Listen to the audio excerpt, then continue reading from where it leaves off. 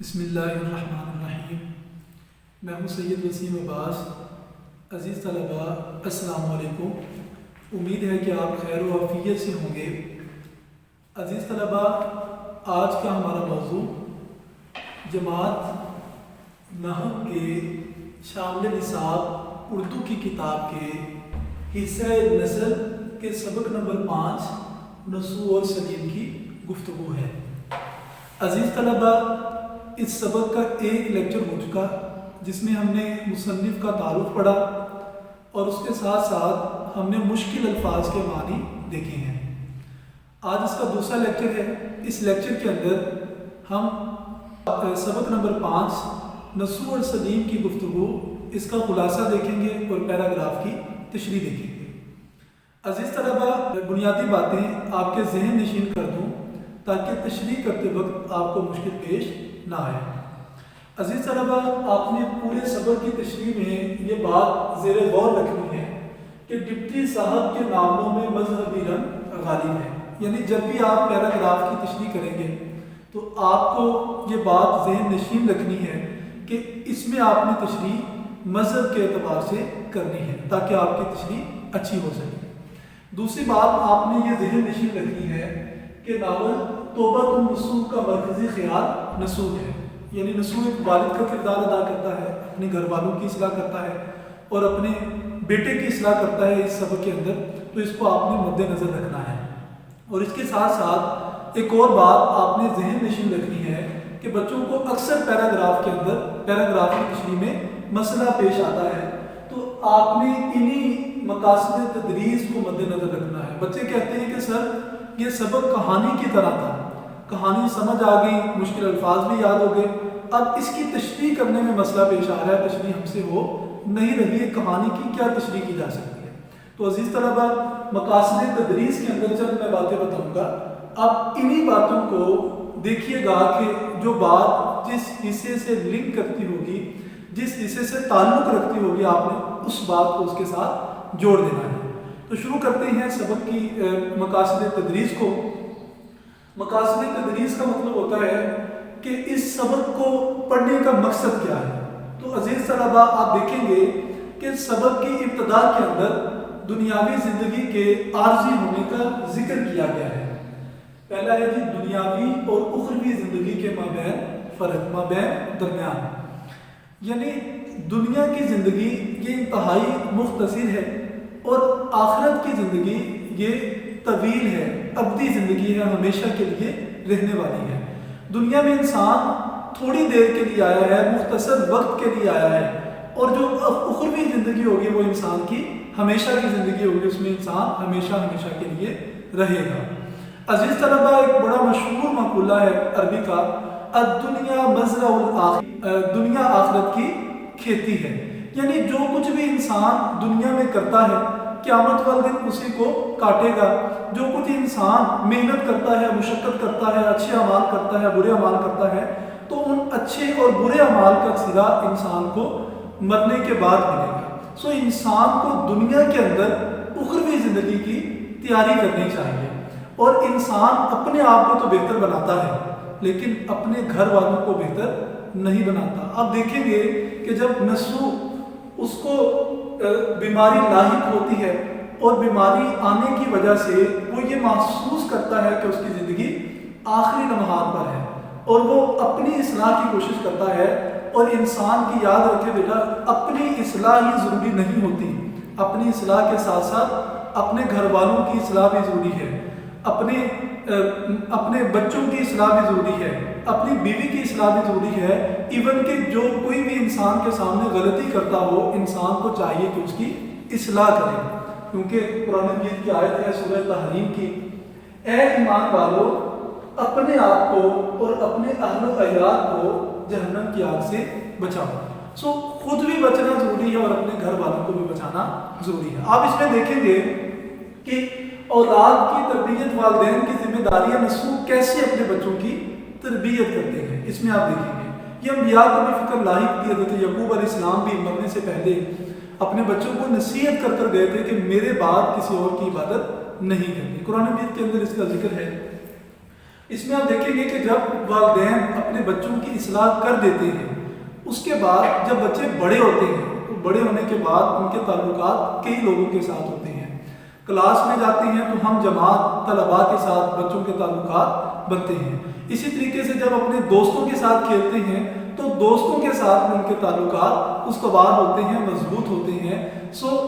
انسان کی گھر کی اگر اچھی تربیت ہو تو پھر باہر کی تربیت بھی اچھی ہوتی ہے۔ تو اس میں ہم دیکھیں گے کہ اچھی اور بری صحبت کے اثرات کیا ہوتے ہیں۔ اس کا کردار سلیم جو نسوح کا بیٹا ہے، ہم دیکھیں گے کہ جیسے ہی اس کے اچھے لوگوں کے ساتھ تعلقات ہوتے ہیں، اس کے دوست اچھے ہوتے ہیں، پڑھنے والے ہوتے ہیں، شریف النفس ہوتے ہیں، تو وہ بھی اچھا ہو جاتا ہے، اس کی عادات، اس کا اخلاق بھی اچھا ہو جاتا ہے۔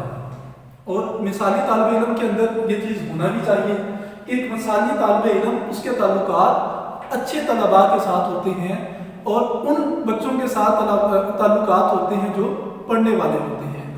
عزیز طلباء، انسانی طبیعت کے اندر یہ بات راسخ کر دی گئی ہے کہ انسان جیسا ہوتا ہے ویسے ہی دوستوں کو پسند کرتا ہے۔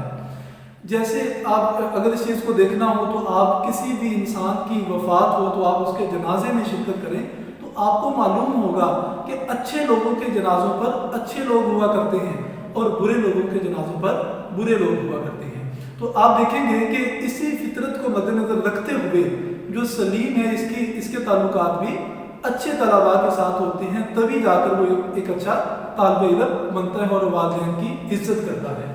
اس میں آپ دیکھیں گے کہ آداب معاشرت کیا چیز ہوتی ہے۔ دیکھیں، انسان کو اللہ تعالیٰ نے دنیا میں بھیجا ہے، اب بحیثیت انسان کو معاشرتی حیوان کہا گیا ہے۔ اس وجہ سے انسان کے تعلقات کئی لوگوں کے ساتھ ہوتے ہیں۔ کبھی اپنے والدین کے ساتھ تعلقات، والدین کی اولاد اپنے والدین کے ساتھ تعلقات مضبوط کرتی ہے، یا والدین ہو تو وہ اپنے بچوں کے ساتھ تعلقات ہوتے ہیں، پھر دوستوں کے ساتھ ہوتے ہیں، ہمسایوں کے ساتھ ہوتے ہیں۔ انسان کے تعلقات بحیثیت انسان بہت زیادہ لوگوں سے ہوتے ہیں۔ انسان کو وہ تعلقات کیسے نبھانے ہیں، کیسے تعلقات کو اچھا رکھنا ہے، اس سبق کے اندر ہم یہ چیز بھی دیکھیں گے۔ یہ مقاصد تدریس تھے جن کو ہم مد نظر رکھتے ہوئے سبق کو پڑھیں گے اور پیراگراف کی تشریح کریں گے۔ ہم اس میں کردار کے حوالے سے بنیادی بات میں آپ کو بتا دوں کہ اس میں کردار ڈپٹی نذیر احمد صاحب نے اسم و مسمہ پیش کی ہے۔ اسم و مسمہ کسے کہتے ہیں؟ یعنی آپ دیکھیں گے کہ جو ایک کردار کے اندر خصوصیت پائی جاتی ہے، ڈپٹی نذیر احمد صاحب نے اسی چیز کو مد نظر رکھتے ہوئے کردار کا نام بھی تجویز کیا ہے۔ تو اس میں سب سے پہلا کردار جو مرکزی کردار بھی ہے وہ ہے نسوح۔ نسوح ایک باپ کی حیثیت سے ہوگا۔ باپ کا کام ہوتا ہے یہ گھر کی گاڑی چلاتا ہے، بچوں کی نصیحت کرنا اور اپنے گھر والوں کو اچھے طریقے سے دیکھنا، دیکھ بھال کرنا، یہ والد کی ذمہ داری ہوتی ہے۔ تو آپ دیکھیں گے کہ نسوح باپ ہے اور اس کا مطلب ہے نصیحت کرنے والا۔ اسی طریقے سے سلیم یہ بیٹا ہے۔ سلیم کا مطلب ہوتا ہے بات تسلیم کرنے والا، یعنی باپ نصیحت کرتے ہیں، بیٹا اس بات کو تسلیم کرتا ہے، اس وجہ سے ڈپٹی صاحب نے اس کا نام سلیم رکھا ہے۔ اسی طریقے سے آپ دیکھیں گے ایک والدہ سمجھدار عورت ہوتی ہے، بچوں کی اچھی تربیت کرتی ہے، تو والدہ سلیم کی والدہ اور نسوح کی بیوی یہ ایک سمجھدار عورت ہے۔ آپ دیکھیں گے کہ یہ اپنے شوہر کا، نسوح کا ساتھ دیتی ہیں کہ کیسے بچوں کی نصیحت کرنی ہے، اور اس میں اہم کردار ادا کرتی ہے۔ چوتھا اس میں کردار بیدارہ کا ہے۔ بیدارہ نوکر کی حیثیت رکھتی ہے، اور نوکرانی یہ جو بیدارہ ہے، بیدارہ لفظ کا مطلب ہوتا ہے جگانے والے۔ تو یہ صبح کو آ کر سلیم سوئے ہوتے ہیں انہیں جگاتی ہے، اس وجہ سے ڈپٹی صاحب نے ان کا نام بیدارہ رکھا ہے۔ تو یہ اسم و مسمہ کردار ہیں جو ڈپٹی صاحب نے سبق میں ذکر کیے ہیں۔ تو آپ پیراگراف کی تشریح کی طرف بڑھتے ہیں۔ عزیز طلباء، یہ کہانی کی صورت ہے، کوشش کروں گا کہ کہانی کی صورت میں ہی آپ کو بتاؤں، لیکن ایک پیراگراف کے بعد کیونکہ تشریح کرنی ہوتی ہے تو ہر پیراگراف کے بعد میں کوشش کروں گا کہ ان باتوں کو ایڈ کروں جو آپ تشریح کرتے ہوئے مد نظر رکھیں گے اور تشریح کے اندر لکھیں گے۔ تو چلتے ہیں تشریح کی طرف۔ اس میں ایک بات آپ ذہن نشین کر لیجیے گا کہ کتاب کے صفحات کا ذکر نہیں کیا میں نے، کیونکہ پبلشر مختلف ہوتے ہیں، اور صفحات آگے پیچھے ہو جاتے ہیں۔ میں نے سبق کے صفحات کا ذکر کیا ہے، یہ صفحہ نمبر 1 نصوح اور سلیم کی گفتگو کے حوالے سے ہے، اور صفحہ نمبر 2 یہ بھی نصوح اور سلیم کی گفتگو کے حوالے سے، یعنی پہلا صفحہ اور دوسرا صفحہ کل 4 صفحات ہیں، ان میں سے پہلے 2 صفحات کا خلاصہ اور تشریح ہم دیکھیں گے۔ اور دوسری بات آپ نے ذہن نشین رکھنی ہے کہ یہ میں نے جو اہم جملے لکھ دیے ہیں، اب انہی کو اکٹھا کریں گے تو آپ کا خلاصہ بن جائے گا۔ خلاصے کو رٹا نہیں لگانا، آپ نے انہی کو مد نظر رکھنا ہے، اچھے طریقے سے سمجھنا ہے تو آپ کا خلاصہ تیار ہو جائے گا۔ سب سے پہلے دیکھیے، دلی میں ہیضے کی وبا پھیلتی ہے، یہ تعارف کے طور پر ہے۔ عزیز طلبہ ایک اور بھی بات آپ کو بتا دوں کہ آپ سبق کے شروع میں دیکھیں گے یہ علامت استعمال کی گئی ہے، اس علامت کو کہتے ہیں کوسین کی علامت۔ کوسین کسے کہتے ہیں؟ اس کے درمیان میں تعارف لکھا گیا ہے۔ کوسین جملہ معترضہ استعمال کرنے کے لیے استعمال ہوتی ہے، یعنی آپ خلاصہ کرتے وقت اگر اس تعارف کو نہ بھی لکھیں تو اصل سبق کے اندر کوئی فرق نہیں آئے گا۔ اس کو یہ بات سمجھ لیجیے، ذہن نشین کر لیجیے گا، لیکن میں نے سمجھانے کے لیے یہ لکھ لیا ہے۔ دلی میں ہیضے کی وبا پھیلتی ہے۔ ہیضہ یہ ایک بیماری ہے، متعدی بیماری ہے، اس کا ذکر میں نے آپ کو الفاظ معنی میں بتا دیا تھا۔ نسو بھی باقی لوگوں کی طرح اس بیماری میں مبتلا ہوتے ہیں، اور جب نسو اس بیماری میں مبتلا ہوتے ہیں تو انہیں یہ فکر لاحق ہوتی ہے کہ شاید ان کی زندگی ختم ہو گئی ہے۔ ڈاکٹر کے پاس جاتے ہیں، ڈاکٹر انہیں دوا دیتے ہیں، اور دوا کے اندر نشہ ہوتا ہے۔ آپ جیسے ہی دوا کھاتے ہیں آپ کو نیند آتی ہے اور آپ سو جاتے ہیں۔ سونے کے دوران آپ کو ایک خواب آتا ہے، خواب کے اندر دل دہلا دینے والے مناظر دیکھتے ہیں۔ ان مناظر کی وجہ سے جب اٹھتے ہیں تو انہیں خواب اگر دوا کھاتے ہیں، اور دوا کھانے کے بعد خواب میں دل دہلا دینے والے مناظر دیکھتے ہیں، اور مناظر کو دیکھنے کے بعد ان کو فکر لاحق ہوتی ہے کہ وہ اپنی اور اپنے گھر والوں کی اصلاح کیسے کریں گے۔ گزشتہ زندگی کی تلافی کا عہد کرتے ہیں کہ جو انہوں نے پہلے گناہ کیے، غلطیاں کی، یا ان کے گھر والوں سے سرزد ہوئی تو ان کو بہتر بنایا جائے۔ اب اس میں ہوتا کیا ہے کہ فہمیدہ جو نسو کی بیوی ہے انہیں اپنا مددگار بناتے ہیں، انہیں کہتے ہیں کہ ہم دونوں مل کر اپنے گھر والوں کی اصلاح کریں گے۔ تو عزیز طلباء، اس میں تشریحی حوالے سے جو آپ نے باتیں ذہن نشین رکھنی ہیں وہ یہ ہے کہ پہلی تو بات یہ ہے کہ خواب اور دعا کھانا اور اس کے بعد عاقبت کی فکر لاحق ہونا، یہ محسوس ہونا کہ زندگی انسان کی انتہائی مختصر ہے۔ عزیز طلباء، یہ بات ذہن نشین رکھیں کہ ایک انسان جب کسی بھی تکلیف یا بیماری کے اندر مبتلا ہوتا ہے تو کیا وہ اللہ تعالیٰ کی رحمت ہوتی ہے تکلیف، یا اس کی طرف سے زحمت ہوتی ہے، اس کی طرف سے سزا ہوتی ہے؟ تو یاد رکھیے ایک بیسک اصول ہے کہ جب انسان کو کوئی بیماری لاحق ہو، کوئی بیماری لگ جائے یا انسان کو کوئی تکلیف پہنچے، تو اگر انسان اس تکلیف کے بعد اللہ تعالیٰ سے اپنا رابطہ مضبوط کر لیتا ہے تو یاد رکھیں کہ یہ اس کی طرف سے رحمت ہے، اور اگر انسان کا رابطہ اللہ تعالیٰ سے کمزور ہو جاتا ہے، مزید گناہوں میں مبتلا ہو جاتا ہے، تو پھر انسان اللہ تعالیٰ کے قریب نہیں ہوتا بلکہ دور ہو جاتا ہے۔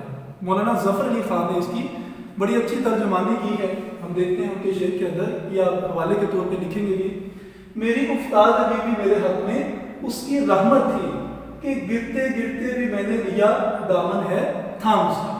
افتادگی گرنا کہتے ہیں میرا تکلیف میں مبتلا ہونا، میرا مصیبتوں میں گھیرے جانا اور میرا بیماریوں کے اندر مبتلا ہونا، یہ اللہ تعالیٰ کی رحمت ہے کہ میں تو پہلے گناہوں میں مبتلا تھا، جو ہی اس نے نظر رحمت فرمائی ہے تو میں نے گناہوں کو چھوڑ کر نیکیوں کی طرف آ گیا ہوں۔ تو عزیز طلباء، اس پیراگراف کی تشریح میں آپ نے ان باتوں کو مد نظر رکھنا ہے۔ جب ان کو آخرت کی فکر ہوتی ہے تو اپنے گھر والوں کی اصلاح کی کوشش کرتے ہیں اور اپنی بیوی کو ساتھ ملاتے ہیں، تو پھر کیا ہوتا ہے؟ بیدارہ کے ذریعے سلیم کو پیغام بھیجتے ہیں، یعنی میاں بیوی میں قول و قرار ہوتا ہے کہ وہ اپنی اور اپنے گھر والوں کی اصلاح کریں گے۔ تو جیسے ہی صبح ہوتی ہے تو بیدارہ لوٹا لینے کے لیے چھت پر جاتی ہیں، بالا خانے پر جاتی ہیں، تو سلیم میاں کتاب پڑھ رہے ہوتے ہیں۔ تو وہ کتاب پڑھنے کے دوران جب بیدارہ کو دیکھتے ہیں تو کہتے ہیں کہ سلیم میاں کو بیدار کر کر میری طرف بھجوائیں۔ بیدارہ کے ذریعے سلیم کو پیغام سلیم کو میاں بالا خانے پر بلاتے ہیں. جب بیدارہ آتی ہے سلیم میاں سوئے ہوتے ہیں. اب ہوتا کیا ہے کہ سلیم میاں کی عمر 10 سال ہے اور چھوٹا بچہ جب بھی اٹھتا ہے اور والد کے پاس جانا چاہتا ہے تو اس کی طبیعت میں گھبراہٹ آتی ہے. تو جیسے ہی اٹھتے ہیں 10 سال عمر ہے تو وہ گھبرا جاتے ہیں. دیکھیں بچے کا گھبرانا اپنے والد سے ملنے کی وجہ سے یہ ڈر نہیں ہے بلکہ یہ ادب ہے. ادب کی وجہ سے وہ گھبراتے ہیں. وہ ایک مشہور مقولہ ہے کہ انسان کو بہت زیادہ علم سیکھنے کے ساتھ ساتھ کوئی تھوڑا سا زیادہ ادب بھی سیکھنا چاہیے. سلیم میاں یہ ڈرتے ہیں ادب کی وجہ سے اور جانے سے گھبراتے ہیں. ہوتا کیا ہے گھبرا کر اٹھتا ہے. ماں سے وجہ دریافت کرنے پر لا علمی کا اظہار یعنی اپنی والدہ سے پوچھتے ہیں سلیم میاں کہ ابا جان نے کیوں بلایا ہے. تو والدہ کہتی ہیں کہ مجھے معلوم نہیں ہے کہ ابا جان نے کیوں بلایا ہے. اور ساتھ ہی ساتھ ہوتا کیا ہے کہ جب والدہ لا علمی کا اظہار کرتی ہیں تو مشورہ دیتی ہیں کہ بیٹا ان کے پاس جانا اور جا کر معقول طریقے سے جواب دیں. میاں کتاب پڑھنے میں اہتمام دیتی ہیں. عزیز طلبہ یہ تھا صفحہ نمبر سبق کا 1. اب چلتے ہیں صفحہ نمبر 2 کی طرف. تو گود میں لڑکی سونے کی وجہ سے ماں کا ساتھ نہ جانا. جب سلیم میاں جانے کو کہتی ہیں تو ماں کہتی ہے کہ میری گود میں لڑکی سوتی ہے اس لیے میں نہیں جا سکتی. اور آگے سے مشورہ دیتی ہے کہ معقول جواب دینا یعنی معقول جواب دینے کا مشورہ دیتی ہے. تو انہیں کہتی ہیں کہ جا کر آپ مناسب طریقے سے اچھے طریقے سے جا کر اپنے والد کو جواب دیں. اب سلیم میاں ایک اچھے گھرانے سے تعلق رکھتے ہیں, اچھی تربیت کے حامل ہیں. اب ہوتا کیا ہے کہ سلیم کا میاں کو سلام کرنا والا کھڑا ہو جانا. سلیم میاں جب جاتے ہیں اپنے والد کے پاس نسو میاں کے پاس اور جا کر ادب کے ساتھ الگ کھڑے ہو جاتے ہیں, سلام کرتے ہیں. اچھے بچوں کا یہ طریقہ ہوتا ہے کہ جب بھی اپنے والدین سے ملتے ہیں تو اپنے والدین کو سلام عرض کرتے ہیں. تو سلیم میاں بھی سلام عرض کرتے ہیں اور اس کے بعد ادب سے کھڑے ہو جاتے ہیں. مدرسے جانے میں گھنٹہ باقی. نسو سوال پوچھتے ہیں کہ ابھی مدرسے کیوں نہیں گئے. تو سلیم میاں کہتے ہیں کہ ابھی گھنٹے بھر کی دیر باقی ہے اس لیے میں مدرسے نہیں گیا. آگے سلیم میاں اور نسو میاں کا آپس میں باپ بیٹے کا مکالمہ شروع ہو جاتا ہے. بات چیت کرتے ہیں کھیل کے اوپر. وہ کیا کہتے ہیں وہ کہتے ہیں کہ سلیم کبھی بھائی کے ساتھ مدرسے جانا اور کبھی الگ. وہ پوچھتے ہیں کہ آپ اپنے بھائی کے ساتھ مدرسے کیوں نہیں جاتے.